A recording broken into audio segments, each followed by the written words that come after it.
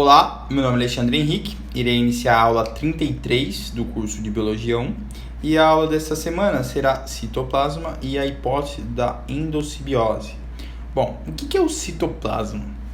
O citoplasma é é a região intracelular, é a região onde está todas as organelas, que está o núcleo, que está o mitocôndrio, que está os lisossomos, os ribossomos, o retículo plasmático rugoso, o retículo plasmático liso, o complexo de Golgi. Todas essas organelas está dentro do citoplasma. Agora uma pergunta bastante importante é: do que é feito o citoplasma? Primeiramente, o citoplasma ele é constituído por um coloide. O que é um coloide na química? Coloide é uma solução que não permite a passagem de luz. Isso se torna um coloide. Então, não é um líquido, mas é como se fosse um gel pastoso. Então, todos os organismos têm esse citosol. Na célula procarionte, o citosol dentro do citosol não tem as organelas membranosas. Então, no citosol está o material genético e todos os grânulos, né, que é os ribossomos e também os plasmídeos. Mas na célula eucarionte, a região entre a carioteca, que envolve o núcleo, e a membrana. Então, o citosol na célula eucarionte é justamente a região da extranuclear, portanto, fora do inventório nuclear, e na região intracelular, dentro da membrana plasmática. Então, essa região está justamente com o citoplasma. Bom, o citoplasma tem o citosol, as organelas, os órgãos e os citoesqueletos e inclusões. O que é inclusões? São invaginações. O citoesqueleto é proteína. Perceba que aqui os citoesqueletos, aqui está o citoesqueleto. São proteínas que faz com que a célula crie uma estabilidade e a forma que a célula existe é justamente por causa do citoesqueleto. O citoesqueleto, portanto, é um conjunto de proteínas que dá a estabilidade para aquela célula, para que a mitocôndria fique no lugarzinho, o complexo de Golgi fique no mesmo lugar, o retículo endoplasmático liso e rugoso também fiquem no mesmo lugar. É fundamental que tenha uma proteína ligando todas essas organelas para que essa célula fique estável. Então, dentro do citosol, o que pode ter? É constituído principalmente, a massa coloidal é constituída principalmente por água, proteínas e materiais dispersos. Existe também íons, o DNA+, o K+, que é o sódio, o potássio, o cloro, o fosfato e o cálcio. Você lembra que o sódio e o cálcio participam da bomba de sódio e potássio, que é fundamental para a condução nervosa, como estamos estudando, como iremos estudar. O cálcio participa diretamente da contração e do relaxamento do músculo. Também no citosol está presente as hexoses e as pentoses, que servem tanto para a respiração celular como também para a produção de ácidos nucleicos. Existem também as bases nitrogenadas para a síntese de DNA e síntese de RNA, que é a CGTU. Existem também os aminoácidos para a síntese de proteína feita pelos ribossomos.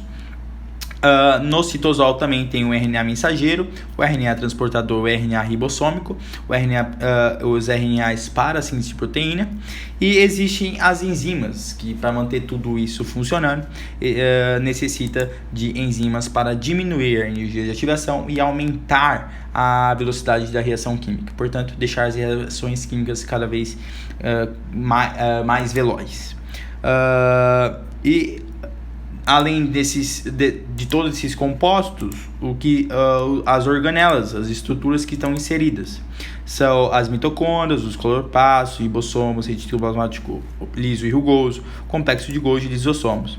E tem o citoesqueleto, possui filamentos proteicos responsável pela manutenção da forma da célula, ancoragem de órgãos e movimentação do citoplasma, a ciclocase. E as inclusões, acúmulo de materiais, lipídios, proteínas e glicogênio sem membranas envolventes. Então as inclusões é para ligar, né, os acúmulos de matérias para ficar ligado à célula, para ser uma reserva energética. Então o citoesqueleto serve justamente para agregar toda essa célula e dar a forma da célula, para deixar tudo isso estável, ok? Então dentro do citosol, nunca se esqueça, existem íons, carboidratos, bases nitrogenadas, aminoácidos, RNA e enzimas. E as estruturas organelas, as organelas membranosas e não membranosas também, que é as mitocôndrias, os cloroplastos, os ribossomos, retículo plasmático liso e rugoso, o complexo de Golgi e também os centríolos, né? Os centríolos também estão aí imerso no citosol. Bom, encerrando o que é o citoplasma, o que tem dentro do citoplasma, é de bastante importância você saber o que tem dentro do citoplasma. Iremos para a hipótese da endossimbiose. Bom, o que é essa hipótese? Bom, a gente estudou nas aulas anteriores que a mitocôndria e o cloroplasto, eles tinham o seu próprio material genético. A ciência não entendia isso, porque dentro de uma célula existe dois materiais genéticos: o seu material genético próprio dentro do núcleo intranuclear, que é o seu cromossomo, todo o seu código genético, todo o seu genoma, e existe também um outro genoma dentro da sua própria célula, que está nas mitocôndrias e nos cloroplastos. O que isso deu a entender? Que um procarionte, há um bom tempo atrás, aqui estava um procarionte, e ele sofreu um processo ele fagocitou, digamos assim, ele fagocitou um procarionte aeróbico, um procarionte que fazia respiração celular, que fazia a quebra de matéria orgânica por meio do oxigênio, e quando ele fagocitou esse procarionte, eles viveram em um mutualismo, porque tanto o procarionte que não tinha essa capacidade de realizar a respiração começa a realizar a respiração devido a essa fagocitação de um procarionte que tinha essa capacidade de respiração celular, e também ocorreu a fagocitose de procariontes que tinha capacidade de realizar fotossíntese, por exemplo, uma cianobactéria. Então existia um procarionte maior que tinha um DNA, um material genético. Esse procarionte conseguiu fagocitar tanto o procarionte aeróbico, que tem a capacidade de respiração celular, como também ele fagocitou um procarionte que tinha capacidade de síntese de matéria orgânica. Então ele vive em um mutualismo com os procariontes de respiração e os procariontes de fotossintetizantes. Com o passar do tempo ocorreu as invaginações e formou uma célula, aqui é uma célula autotrófica e heterótrofa, né? Como se fosse uma célula vegetal. Essa célula vegetal pode ser uma célula animal. Aqui uma bactéria trouxe um procarionte completo, né? Então eles vivem em simbiose, então uma simbiose. A partir de um tempo ocorrem invaginações, forma o núcleo e mantém o material genético em uma região estável. E aqui tá os procariontes aeróbicos, enquanto que na célula vegetal tá os cloroplastos e os procariontes aeróbicos. Então a gente teve a capacidade de respiração celular porque a gente fagocitou, a gente englobou um procarionte que tinha essa capacidade. Então a teoria mais aceita, pelo fato de ter um DNA diferente do DNA da célula, é que a célula conseguiu fagocitar um procarionte, ou um procarionte aeróbico ou um procarionte de fotossintetizante. que fez com que o organismo conseguisse fazer uma respiração celular, conseguisse produzir matéria orgânica. Então, considera que os cloroplastos e mitocôndrias originados de procariontes que entraram nas células eucariontes sofreram mutações e se converteram nessas organelas. Essa hipótese apoia-se em semelhança entre tais organelas e os procariontes, presença de DNA circular e sem estonas, porque os procariontes não têm DNA circular e não têm estonas, os mesmos tipos de ribossomos, menores que os ribossomos típicos de eucariontes, e cianobactérias seriam as percussoras dos cloroplastos. Bactérias aeróbicas não clorifiladas seriam as percussoras das mitocôndrias. Então, as bactérias aeróbicas não clorifiladas seriam as percussoras das mitocôndrias. Então, a gente só sobrevive hoje, de fato, pelas bactérias. As bactérias vivem em uma simbiose com a célula eucarionte. Aqui está uma representação um pouco melhor. Tem um astrensal comum, um procarionte. Ele sofre um processo de invaginação da membrana, onde forma o núcleo, portanto aqui é uma célula eucarionte, e com o passar do tempo ele consegue fagocitar um procarionte com capacidade de respiração, um procarionte aeróbico, e vive em uma simbiose e se tornou uma mitocôndria com o passar do tempo. Então isso aqui é uma célula eucarionte heterótrofa, de um ancestral comum.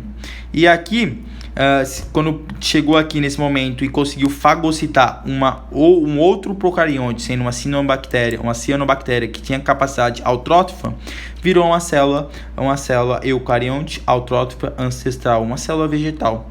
Então foi esse processo de fagocitose e a vida deles juntos com a simbiose que deu a capacidade das células eucariontes de respirar e as células eucariontes também dos vegetais de respirar e produzir matéria orgânica, como a gente viu na aula anterior.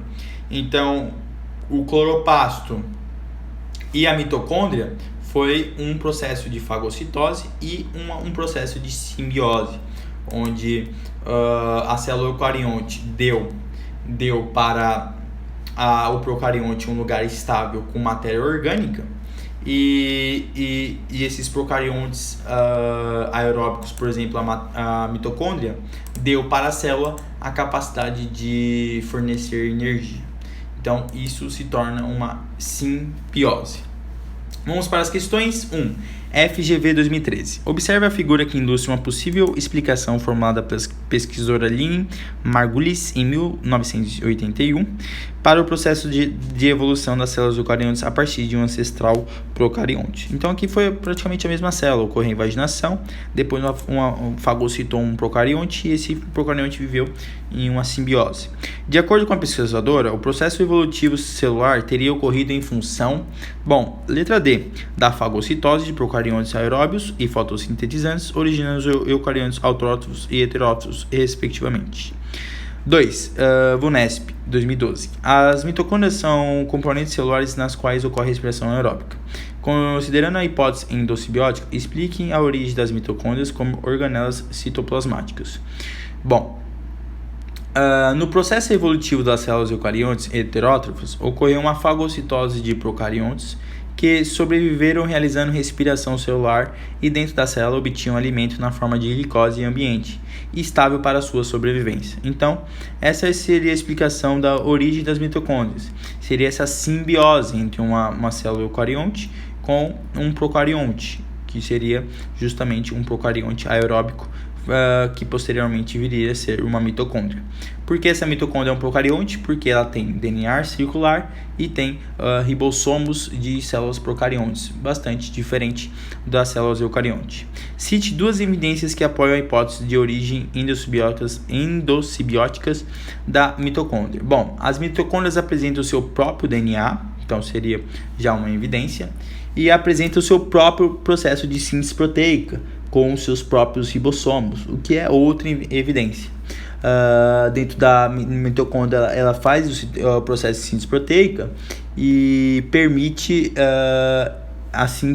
evidenciar que era um organismo procarionte que se transformou posteriormente na mitocôndria, ok? Então essas duas evidências. A primeira é que tem o seu próprio DNA, o seu DNA sendo circular e não tendo estonas, diferente dos eucariontes.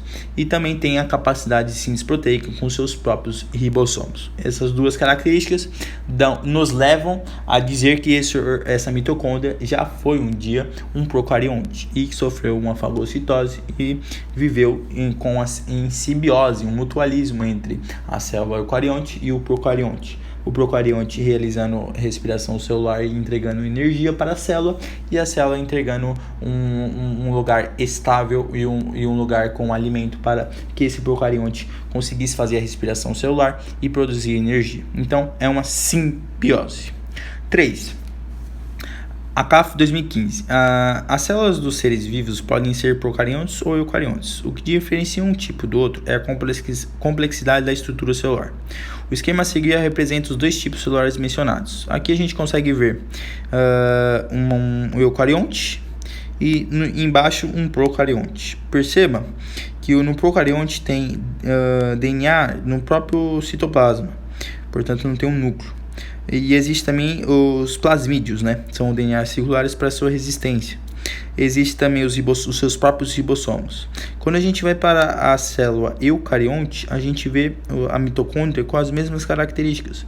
As mitocôndrias já foi, portanto, um dia um procarionte. Então, na célula eucarionte é mais complexo, tem todas as suas organelas membranosas e tem... e é maior também. E tem também um núcleo, a carioteca, né?